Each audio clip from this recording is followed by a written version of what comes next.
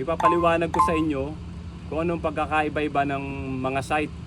Mayroon kasi tayong tinatawag na iron sight, okay? Mapapansin nyo, ordinary lang siya. Front sight, tapos rear sight.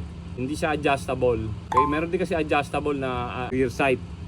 Ito, madalas ginagamit din to sa competition.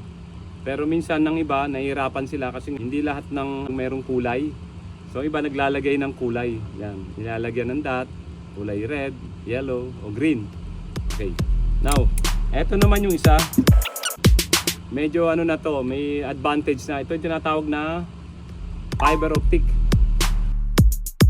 Pag ginagamit sa competition din to, mas madaling gamitin. Mas gusto nila kasi madali mong makita yung front sight. Pag tinutok mo sa target, madali mong i-align sa rear sight. So, kaya madali kang tumama, di ba? Want to learn more? Follow us for the next episode.